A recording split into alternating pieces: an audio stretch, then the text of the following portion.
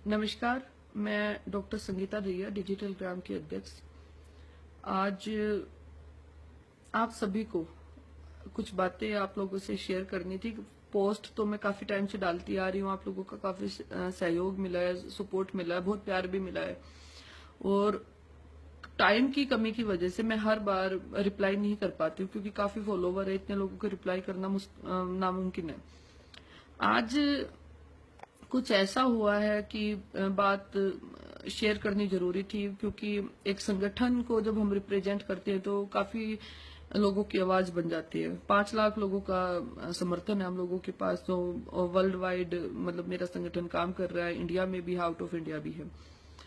मुझे आज एक बात समझ नहीं आ रही है। राजकुमार सैनी जी, अभी न्यूज में मैंने देखी, हरियाणा में दोबारा वही माहौल बनाने की ये लोग क्यों कोशिश कर रहे हैं। अगर उनके ऊपर किसी ने शाही डाल दी तो हम ये तो कहते ही हैं, चलो निंदनीय है, शाही नहीं डालनी चाहिए, वो एक प्रेजेंट एमपी है, उनकी भी एक गरिमा है, लेकिन उनको भी अपनी गरिमा लांघनी नहीं चाहिए थी। जब उस लड़के ने वहां पे शाही डाली तो मैंने भी वो वीडियो खुद देखी है। 15-20 लोगों ने उसको कुत्तों की तरह मारा पीटा, लात मारी, गुस्से मारे, उसको गालियां दी, अभी उसकी माँ बहन की गालियां दी। वहां पे पुलिस खड़ी थी, पुलिस को अपना काम करने देते। अगर उसने शाही डाली है तो उस लड़के को अरेस्ट कीजिए, उसके ऊपर जो भी कार्यवाही बनती है वो आप कीजिए, लेकिन कानून हाथ में लेने का अधिकार क्या राजकुमार सैनी को है क्या, या उसके जो समर्थक है उनको है? किसने अधिकार दे रखे है? या मतलब समाज का ठेका, हरियाणा का ठेका राजकुमार सैनी ने ही उठा लिया। पिछले 2 साल से एक हरियाणा में अपना आपस में गृह युद्ध छिड़ा हुआ है, जाट नॉन जाट। आज से 2 साल पहले कभी भी जात को लेकर लड़ाई नहीं हुई। कांग्रेस भी आई, चौटाला भी आया, और पार्टीज भी आई। मैं किसी भी पार्टी की नहीं हूं, मुझे किसी भी पार्टी का फेवर नहीं है, और मैं गर्व के साथ कहती हूं, मैंने आज तक किसी भी पार्टी के किसी भी नेता से कोई काम नहीं लिया है। अगर हमारे अंदर कुछ है तो हमारे अंदर इतना जज्बा है कि हम अपना काम अपने हिसाब से करते हैं। हमें किसी भी राजनीतिक लोगों का सहयोग ना तो चाहिए है, ना पहले कभी चाहिए मुझे, ना मैंने लिया कभी। लेकिन एक चीज आज मैं राजकुमार सैनी को अपने माध्यम से ये बताना भी चाहूंगी और सचेत भी करना चाहूंगी कि सैनी जी, आप बार बार 10 बार ऐसा हो चुका है, कभी आप कहते हो जाटों को चूड़ियां पहननी चाहिए, कभी आप कहते हो कि जाट कुत्ते हैं, कभी आप कहते हो कि जाटों ने मुरथल में रेप किया, कभी आप कहते हो कि जाट दंगे फसाद करते हैं। मुझे एक बात समझ में नहीं आती, तकलीफ क्या है आपको? क्या तकलीफ है? या तो आप मानसिक रोगी हो, या आप पपेट बन गई हो कि बीजेपी के जो टॉप लीडर गेम खेल रहे हैं बैठ के। जो पढ़ा लिखा इंसान है उसको सारी राजनीति समझ आ जाती है कि हरियाणा में जाट और नॉन जाट की लड़ाई छेड़ दो, जैसे यूपी में हिंदू और मुसलमान की लड़ाई है, वैसे हरियाणा में जाट और नॉन जाट की लड़ाई छेड़ दो, ताकि सारी जिंदगी बीजेपी के दरवाजे खुल जाए। मैं मोदी जी का सम्मान करती हूँ, हमारे देश को मोदी जैसा प्राइम मिनिस्टर कभी नहीं मिल सकता, आई एग्री विद दैट, लेकिन आप जैसे नेताओं ने ना उस आदमी का भी सिर झुका दिया।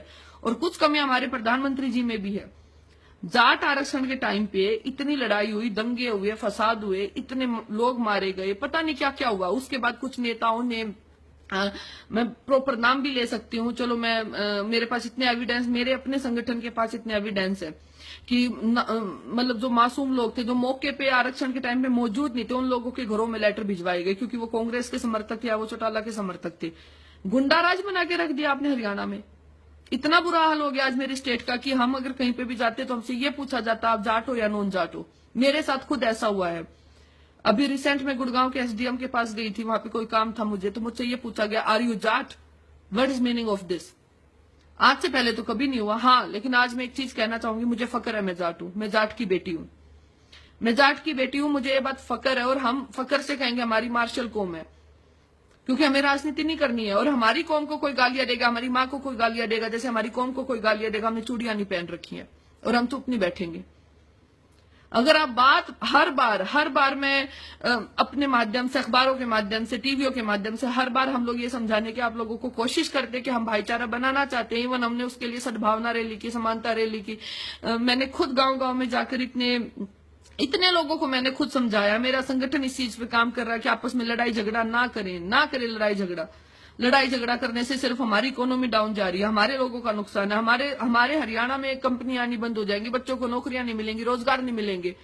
एक आम आदमी को है ना सैनी जी, सिर्फ रोटी की चिंता होती है, और आप जैसे जो लोग जिन्होंने इनफ पैसा कमा लिया, राजनीति में बैठ के अपनी रोटियां सेक रहे हो, आपका रिटायरमेंट का टाइम आ चुका, आपको क्या लगता है गंदी राजनीति करने से आप आगे सीएम बन जाओगे, आप नॉन जाट के नेता बन जाओगे? क्या लगता है आप लोगों को? हमने आपकी रैलियां देखी हैं, सुने मैंने आपके 2-4 भाषण। क्या बोलते हो आप उन भाषणों में? मैंने सुनी है 2-4 बातें। आज से 5 साल पहले आपको कोई जानता भी नहीं था। अरे शर्म आनी चाहिए। कुरुक्षेत्र से आप एमपी बने हो, वहां पे सबसे ज्यादा जाटों की वोट है। जाटों ने ही आपको एमपी बनाया होगा। हमने आपको एमपी इसलिए बनाया था क्योंकि हम लोग ये चाहते थे मोदी जी पीएम बने, इसलिए आपको एमपी नहीं बनाया था। राजकुमार सैनी जी कुछ बने। राजकुमार सैनी में ऐसी कोई क्वालिटी नहीं है कि हम आपको एमपी बनाते। हम सिर्फ ये चाहते थे कि बीजेपी में अगर मेजोरिटी बीजेपी की आएगी तो हम कम से कम हमारे देश को एक अच्छा प्रशासन मिलेगा। अगर सेंटर में बीजेपी है, स्टेट में बीजेपी है, तो कम से कम देश का डेवलपमेंट अच्छे से होगा, स्टेट का डेवलपमेंट अच्छे से होगा। लेकिन आप जैसे आज बड़े दुख की बात है, सुभाष बराला जी का बयान आया। आज बड़े दुख से, आज मैं दुख के साथ ये कह रही हूँ, मैं हमेशा बीजेपी को ये मानती थी, चलो भाई हमारे देश को कम से कम एक अच्छी गवर्नमेंट मिली है, गवर्नेंस अच्छी आएगी तो इकोनॉमी हमारे देश की राइज होगी। कम से कम हम किसी भी, मैं तो विदेशों में जाती रहती हूँ, मेरा काम बाहर चल रहा है, मैं फखर से आज कहती हूँ आई एम इंडियन। मैं फखर से कहती हूँ। आज से 2 साल पहले कांग्रेस के टाइम पे कोई नहीं जानता था कि इंडियन कौन है। चलो हमारी पर कैपिटा इनकम हमारी इंक्रीज हो रही है मोदी जी के आने से, लेकिन क्या अकेला मोदी जी देश को डेवलप कर पाएगा? अरे आप एमपी हो, आपकी गरिमा क्या है? आज मेरे 2 क्वेश्चन आपसे सैनी साहब। पहला ये, क्या आप मानसिक रोगी हो? या तो आपको कोई तकलीफ है, आपके दिमाग में कोई तकलीफ है, या आपको कोई ऐसी प्रॉब्लम है, आप हमें खुल के बता दीजिए।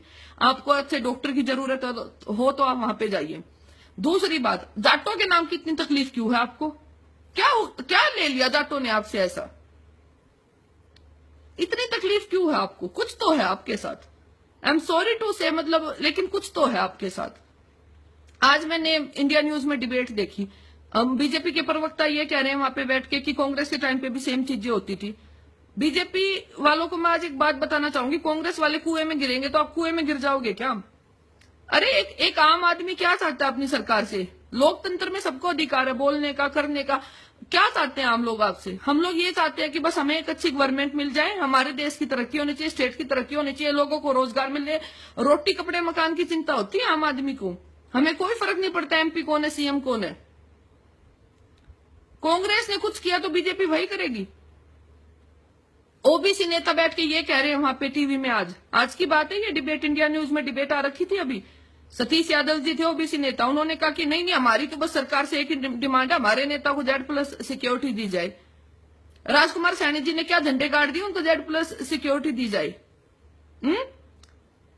बता दो आप लोग, हमें बता दो भाई, उनके योगदान बता दो। उनके योगदान मैं बता देती हूँ आपको। जिस दिन से वो एमपी बन के आए, उनका योगदान ये है कि एक जाटों के तो हाथ धो के पीछे पड़ गए हैं। और हम लोग हाथ जोड़ के ये बार बार रिक्वेस्ट करते हैं। मैं भी एक संगठन चला रही हूं, और भी संगठन काम कर रहे हैं, हजारों आदमी समाज में ये काम कर रहे हैं कि भाईचारा खराब ना हो, भाईचारा बना रहे, आपस में प्यार बना रहे, लोगों के बीच में प्यार बना रहे, कि हमें ये जात पात की लड़ाइयां नहीं करनी है। लेकिन मुझे नहीं समझ आता सैनी साहब, आप क्या चाहते हो? कुछ तो चाहते हो, लेकिन मैं आज आपको एक बात बताना चाहूंगी, जैसा बीज बोओगे ना वैसा काटोगे। अगर गलत करोगे आपके साथ गलत होगा।